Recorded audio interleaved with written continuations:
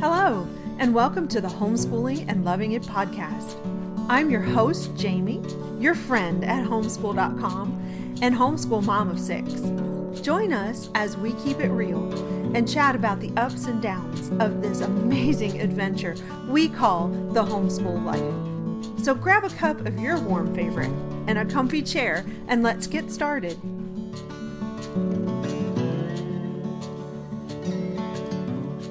Hello, everyone, and welcome back to Homeschool.com's Homeschooling and Loving It podcast. We're on episode 72 today, and we are going to talk about homeschooling during the holidays. Now, the holidays are upon us. I think we all have to agree this is the time of year where everything gets, how shall we say it, pretty hairy. We feel way more stressed than usual. There are so many things to do. It's crazy.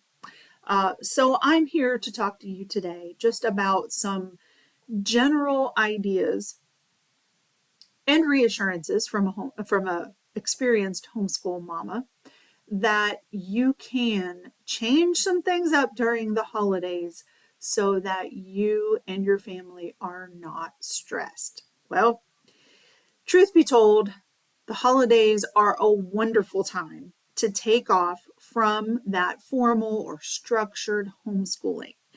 And I just want to encourage you, don't sweat it. It's okay. It really is okay.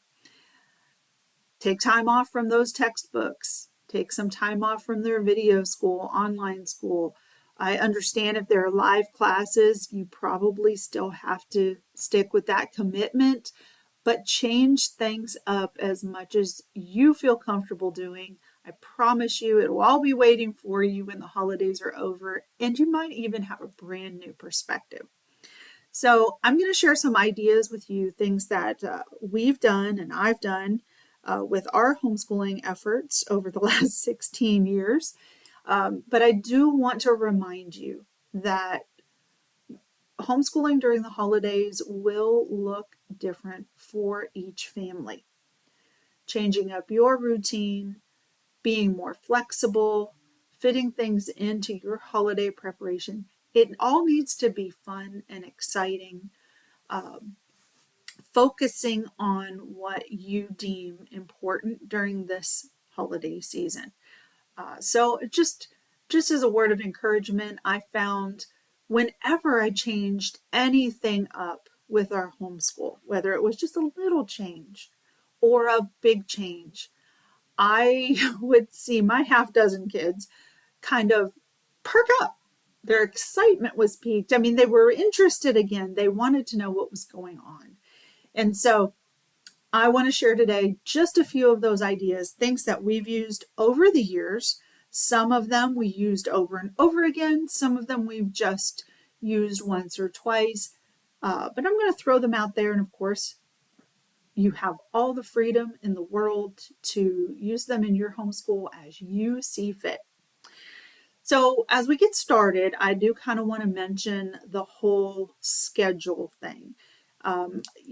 Homeschooling during the holidays, yes, I'm encouraging you to adjust some things, to relax, to take a step back, to take a deep breath. But at the same time, it does really still help to have some kind of schedule. Maybe it's just a few things written down.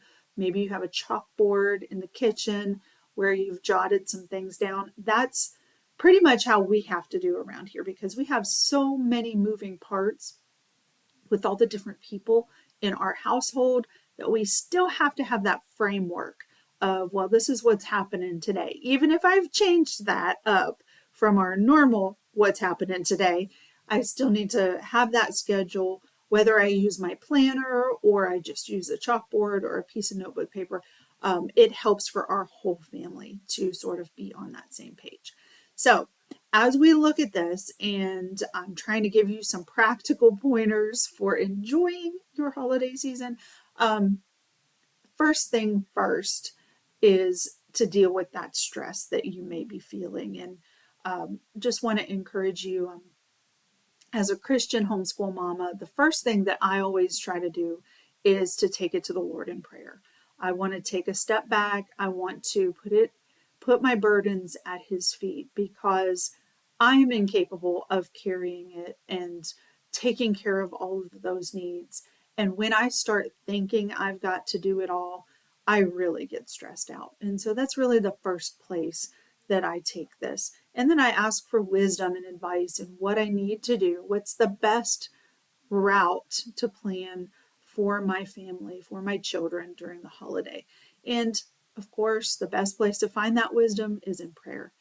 And after all of these years of homeschooling during the holiday, one of the, I would just say, the secondary important thing to figure out is exactly what is the most important thing for your family during this holiday season.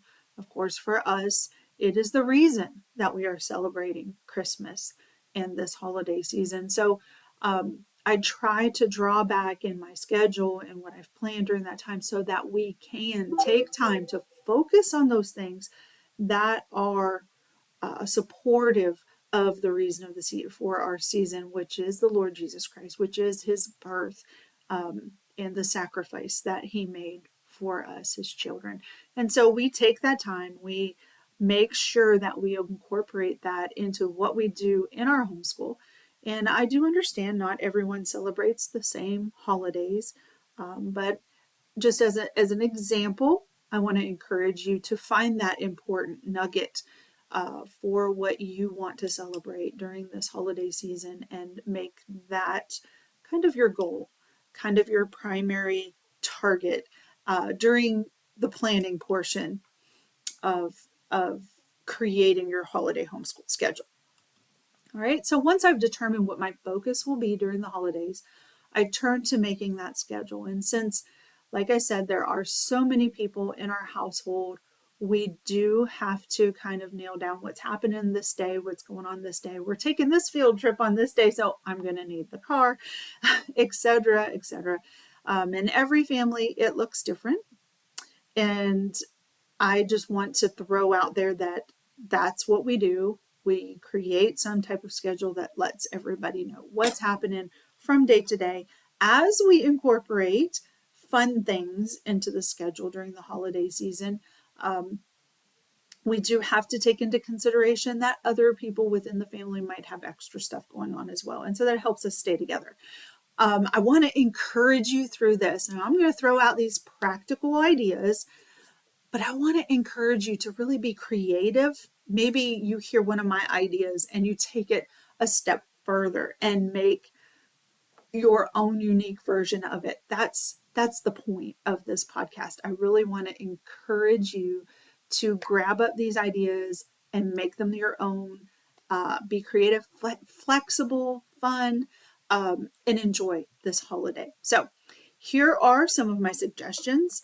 As we've mentioned before, taking a step back, changing things up. One of the ways that you can do that is to focus on reading.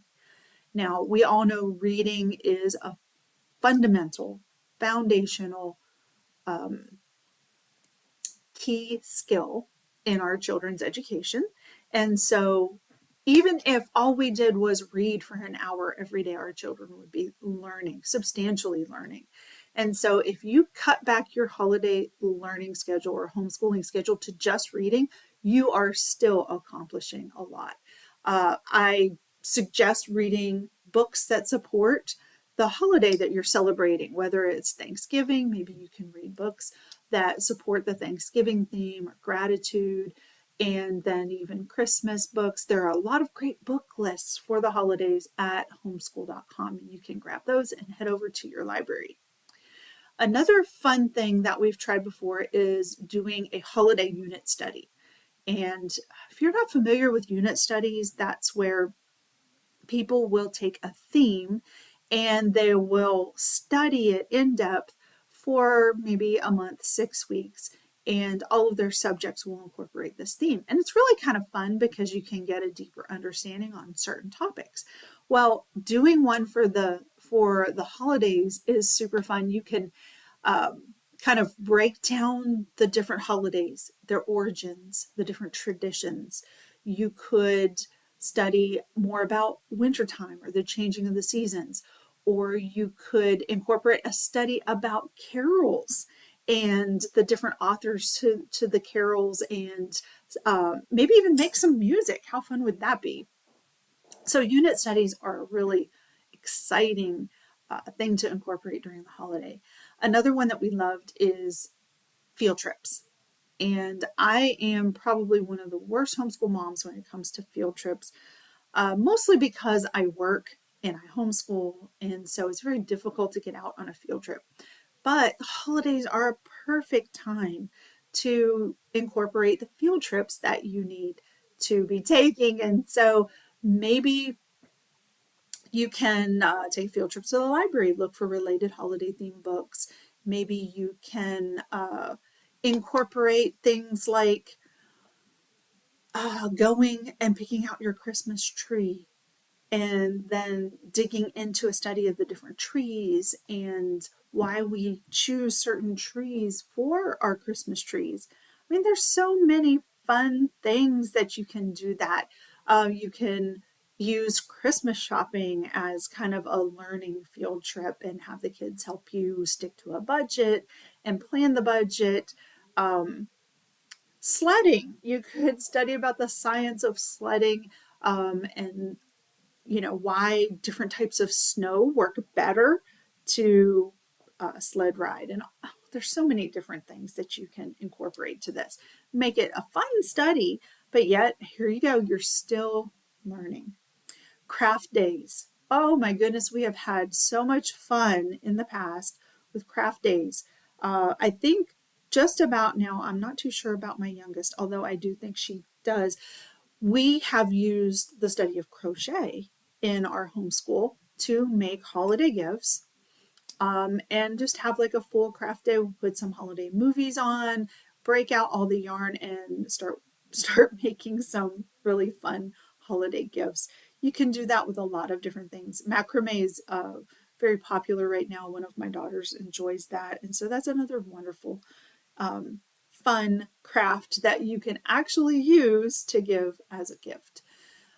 Some other homeschool parents have mentioned to me that they skip quizzes and tests, but they still do their normal schedule during the holidays. That's another idea. That definitely relieves the pressure of the quiz and the test stress. And it does make it feel more fun. I have to admit, if it was me, I would enjoy that. Something else that we've done a couple times over the years is, maybe from August until November-ish, December, we've gotten behind on some things. And I've I've didn't want to keep the kids later in the school year, so I thought, okay, well, the holidays may be a great time for you to focus on that specific area that you've gotten behind in and catch up, or maybe do some supplemental learning so that the child understands it better. Another thing, maybe sometimes you have just skipped science projects, and that sort of is one of the issues that I've had in the past. And so that maybe that's all you do is catch up on those science projects for a couple weeks and then jump back into your full-blown schedule in January. So that's super fun too. I mean, who doesn't love science experiments? That's lots of fun, something that would be great. You could even incorporate, I know there's a lot of holiday science experiments that you can do. Maybe you tweak the science projects that you were doing and skipped to be more holiday related. Just some fun ideas with that. Another thing that I have always loved to do, and I guess you could say this is my sneaky side, I'm just trying to sneak in some creative writing at every chance that I get. But during the holidays, we send greeting cards, don't we? We send letters and updates about what's going on in the family. Well, this is a perfect way to get your kids to write creatively, teach them how to write a proper letter and address an envelope, all those good things. And that is still school related tasks. They're learning, they're writing, and they're also making little miniature gifts. I mean, who doesn't love to get a greeting card written by a child? I mean, it's a wonderful blessing to receive something like that. So encouraging your children to work on those types of creative writing, it's a wonderful, wonderful opportunity during the Christmas season. Another thing, and this is kind of related to some of the other things that we've already mentioned. Um, just taking the time, or maybe a couple days here and there, if you don't want to really interrupt your normal flow, but take the time to spend some time together and maybe ask the kids, what do you want to do today? And then let the day go where it goes. Just, I mean, you can do that for a day, and that can be, sometimes that's all the break that you need, and your perspective is refreshed and you're ready to jump back in. All right. And then my final tip, and this one, some homeschoolers might be like, oh my goodness, you're crazy. I don't think so. I really don't. And I've done this many times over the years, and it's always worked out wonderful. It's always been unbelievably refreshing. And the bottom line, the tip is just don't. Just take time off. Just step back, take a break. Yeah, I know. You heard me right. Just take that break. Many homeschool parents will take off from November, like Thanksgiving, to Christmas. Some will just take the whole month of December off and jump back in after the new year. Again, remember, this is your homeschool, and you must choose what fits your family's unique needs. But I have to say, every time that we have done this, it has worked out well, and it has helped all of us, me included, because I have to admit, it is stressful. You kind of get into the winter months, and sometimes even the darkness, the shorter days gets to me. And so I'm sort of feeling it already. Then you throw in all the Christmas and the holiday rush and the stress that goes along with that. And, just taking a break does so much to help me refocus, not just on the holiday season, but it helps me refocus on what's most important with my children, with my family, and with my homeschool. But I want to reassure you, because I know some of you are new to this and you're thinking, oh my word, if we just don't, we're going to miss so much. I promise it isn't going to be detrimental to your child. If you are worried about that, then incorporate the other suggestion, like just reading every day. Sit on the couch with a warm, fuzzy blanket and your child and read together. You're making a wonderful memory with them. You're snuggling, you're giving them the gift of time, which is what our children crave, and you're getting that break and healing that you need. But just remember, it's okay if you choose to go that route. Don't worry, because you could be taking the break and then all the worries make the break not really a break. So if you're going to do it, embrace it and march forward and don't think twice. Homeschooling during the holidays really is a wonderful example of how homeschooling can be adapted to your unique lifestyle. Something that I like to say to new homeschoolers especially is that many times we get caught up in the act of homeschooling and in the habit and the routine, and we begin to think, oh my goodness, I have to homeschool. We have to homeschool today. We have to get this time in. And homeschooling then becomes something that we are a slave to. Homeschooling is the master. And I really want to encourage you to flip that, because homeschooling isn't. It should never be that way. If it is, there's something that needs to give. Homeschooling is a tool. Homeschooling is a means to an end, and it is a method for you as a parent to educate your child, and it should be your tool. You should be in charge of homeschooling, and it should serve your family's unique needs. And so just getting that perspective straight right there a lot of times alleviates a lot of stress that homeschool families feel. Well, it's okay. Slow down, relax, take a break, change up your schedule, add in some holiday fun, do something different. I promise the kids are going to be intrigued. They're going to be interested, uh, but make those precious memories. And I want to encourage you, enjoy the holiday season this year. Now, remember, if you ever need to chat, ask a homeschooling question, just shoot me an email at jamie.gaddy@homeschool.com.